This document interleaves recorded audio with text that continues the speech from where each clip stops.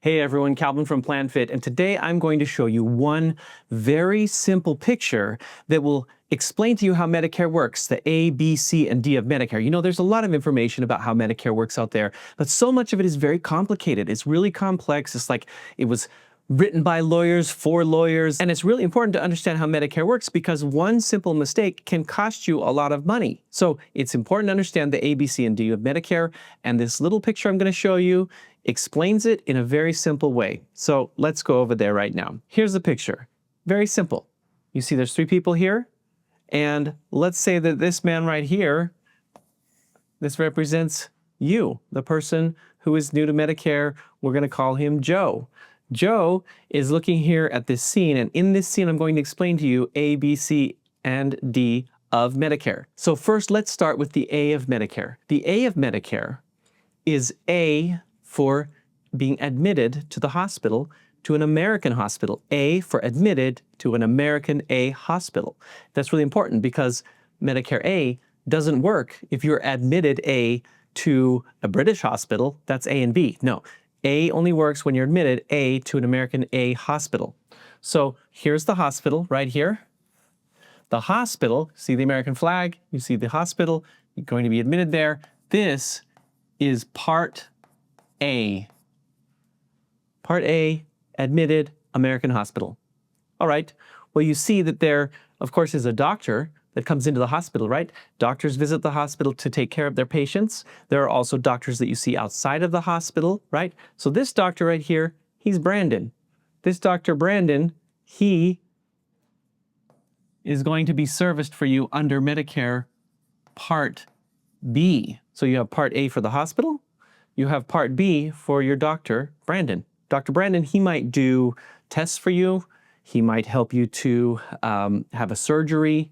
You might see him when you have a cold, right? He's going to be there for you to do testing and to make sure that you're okay, to have surgeries, etc. Maybe he's a chemotherapy doctor. Maybe he's a cardiologist. Maybe he's, a primary care doctor. That's what all the things that Dr. Brandon could be. But every time you see Dr. Brandon, then you're going to be served under Medicare Part B with Original Medicare. There is this person standing here. I am going to save him for the last and skip past him over here to the pharmacy. You notice that there's a pharmacy in the background? That pharmacy is where you're going to go to get your prescriptions. So that pharmacy is covered under Medicare Part D. D for prescription drugs at the pharmacy. So we've got Medicare Part A, we've got Medicare Part B, we've got Medicare Part D. You notice I skipped one, and that is for this man right here. You notice that this man right here, doesn't he look a little bit corporate? Doesn't he look like he works for a company, corporate company? C. So this man is going to represent Medicare Part C. What's different with Medicare Part C? And why did I skip over it? Well, because Medicare Part C takes your Medicare Part A, it takes your Medicare Part B, it takes your Medicare Part D, and it puts them together into one plan. But that one plan isn't from the government. It is from an insurance company. So C, this man right here, C for company, insurance company. So an insurance company can offer you an alternative to A, B, and D that combines all of them together.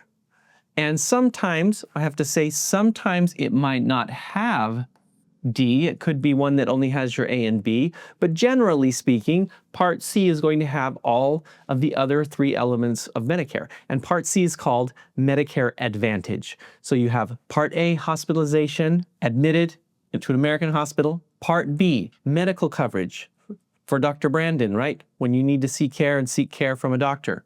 Part D, prescription drug plan for when you need to go to the pharmacy.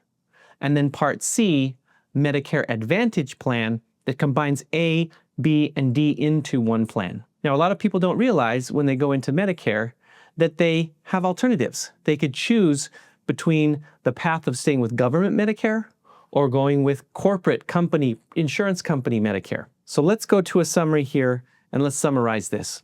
Remember, Part A, American hospital, admitted. Part B, Dr. Brandon, that's Medicare Part B. Part C is from an insurance company. It takes the other parts and brings them into one plan. And then Part D, prescription drug plans to cover medications received at a pharmacy. Now, one other interesting thing to note here, I mentioned that Part C is from insurance companies, so we know that Part C comes from an insurance company. Part D also comes from insurance companies. So you have government A, government B. You must have those in order to get, or one or the other to get a prescription drug plan, both to get a Medicare Advantage plan. So half of Medicare comes from the government. Half of it is a public-private partnership, meaning that Medicare is working together with insurance companies. Some people ask me, well, can't I get a prescription drug plan from the government? I just want the government prescription drug plan.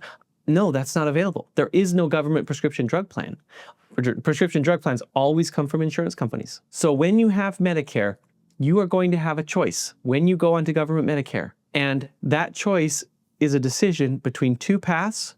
And in the next video, I'm going to explain what those two paths are and explain how you choose which path you're going to take. But for now, this is a very simple way for you to understand Medicare Part A, B, C, and D, and consider, and just look back on that picture here, and just look at the hospital, the doctor, Dr. Brandon, the pharmacy, and the insurance company, and that will help you to remember what the different parts of Medicare are from A, B, C to D. So go on to the next video and I'll explain about these two paths that you can take when you have government Medicare to cover the things that Medicare doesn't cover.